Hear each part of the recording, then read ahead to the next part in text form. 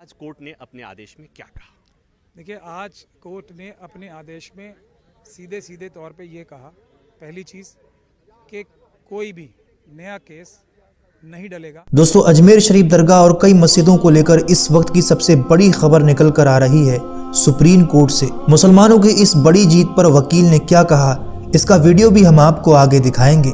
सरकार गरीब नवाज से उलझने का कैसा अंजाम हुआ, जिसे जानने के बाद कई सारे लोगों के चेहरे पर मुस्कान आ सकती है। कई सारे लोग अल्लाह ताला का शुक्र अदा कर सकते हैं। सुप्रीम कोर्ट ने कल मस्जिद और दरगाह के नीचे मंदिर होने के दावे को लेकर बड़ा फैसला सुनाया है। और शुरू में जो आपने वकील साहब का वीडियो देखा, वो पूरा वीडियो भी हम आपको दिखाने वाले हैं। आप सभी को मालूम होगा कि कुछ दिनों से लगातार मस्जिदों और दरगाहों के नीचे सर्वे करके मंदिर ढूंढने की मांग की जा रही थी। यहाँ तक के बात हिंदुस्तान के राजा ख्वाजा गरीब नवाज तक पहुँच चुकी थी।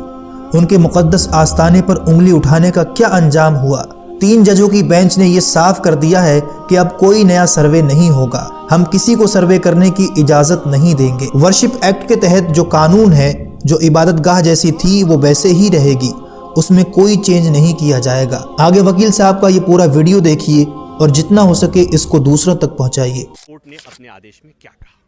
देखिए, आज कोर्ट ने अपने आदेश में सीधे सीधे तौर पे ये कहा, पहली चीज़ कि कोई भी नया केस नहीं डलेगा जब तक कि ये अगली डेट नहीं आ जाती। प्लेसेस ऑफ वर्शिप एक्ट के तहत जो आता हो, मतलब किसी भी धार्मिक स्थल पे कोई भी हिंदू, मुसलमान, सिख, ईसाई किसी दूसरे की धार्मिक स्थल पे कोई केस नहीं डालेगा। एक बात नया। दूसरा कि जो भी कोई भी कोर्ट जिसमें ये मामले लंबित भी हैं, वो कोई भी ना इंटरिम ऑर्डर यानी कि जो टेम्पररी ऑर्डर था वो पास करेगा, ना कोई फाइनल ऑर्डर पास करेगा। और स्पेसिफिकली तीसरी चीज़ का जो नाम लिया है वो है कि कोई भी सर्वे का ऑर्डर नहीं करेगा। तो ये बुनियादी तौर पे ऑर्डर हुआ है, लेकिन ये सारे ऑर्डर अगली तारीख तक के लिए हुए हैं। और जो आपने कहा कि केंद्र सरकार तैयार हो गई, थोड़ी अजीब बात है, तैयार हो गई जैसे कोई उनके ऊपर दबाव डाला जा रहा था, लेकिन ये बात सही है, सुप्रीम कोर्ट ने उन्हें तैयार किया। वो तैयार नहीं थे, इसीलिए 4 हफ्ते का ही टाइम उन्हें दिया गया है।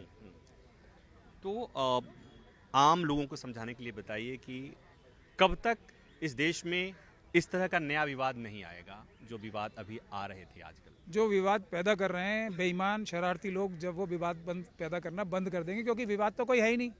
विवाद तो झूठे सबूतों के साथ आतंकवादी संगठनों द्वारा हमले करके मजहबी और धार्मिक स्थलों पे क्रिएट किया जा रहा है। विवाद तो कोई है ही नहीं ना, कहीं भी नहीं है। और जब तक वो क्रिएट करते रहेंगे, जब तक चलता रहेगा, उसे कोई ना अयोध्या की 5 जज की जजमेंट रोक पाएगी, ना कोई सुप्रीम कोर्ट में एफिडेविट दिया हुआ कि हम एक मस्जिद को नहीं तोड़ेंगे, वो काम आएगा। कुछ काम नहीं आएगा जब तक गैर संवैधानिक लोग, आतंकवादी लोग आतंकवाद करना चाहेंगे, जब तक ये कंटिन्यू रहेगा। प्राचा साहब, मैं एक वकील से बात कर रहा हूँ। जी, मैं वही बता रहा हूँ। और हम केस के बारे में बात कर रहे हैं, जो जिस तरह की आपने दलील ली कि आतंकवादी, उग्रपंथी, ठीक उसी तरह की बात आती है। तो मैं एक वकील से बात कर रहा हूँ कि प्लेसेज ऑफ वर्शिप एक्ट का जो आप लोग, उनका जो विरोध है वो तो है, आपके लिहाज से ये क्यों जरूरी है? नहीं, मेरे लिहाज से देखिए क्यों ज़रूरी इसलिए है क्योंकि फिर वही बात आ जाएगी। एक ऐसे लोगों ने, हालांकि इसकी ज़रूरत होनी नहीं चाहिए थी, एक ऐसी एक इकोसिस्टम तैयार हो गया जो कोर्ट में, सुप्रीम कोर्ट में झूठे एफिडेविट फाइल करता है संवैधानिक पदों पे बैठ के। जो यूपी सरकार ने एक झूठा एफिडेविट, जो बाबरी मस्जिद है उसके शहीद होने से पहले झूठा एफिडेविट फाइल किया। इसलिए ज़रूरत पड़ती है, इसलिए ज़रूरत पड़ती है कि ये बोला जाता है पब्लिकली कि बहुत बड़ा तूफान आ जाएगा अगर हमारे पक्ष में फैसले नहीं आए, जबकि दूसरा पक्ष, जो कि एक दूसरा पक्ष है, वो ये कह रहा था आंखें बंद करके कि जो फैसला आएगा मान लिया जाएगा। ये ज़रूरत इसलिए आती है कि बार बार कभी ये कहा जाता है कि अयोध्या तो झांकी है, मथुरा काशी बाकी है, मतलब 2 और हैं। उसके बाद तुरंत ये कहा जाता है कि 30,000 की लिस्ट है, 35,000 की लिस्ट है, 40,000 की लिस्ट, वो बढ़ती जाती है लिस्ट। ठीक, तो अब जब ये हालात हो गए तो देश में तो ये चाइना और पाकिस्तान कितने खुश हो रहे होंगे कि देश में ये चल रहा है।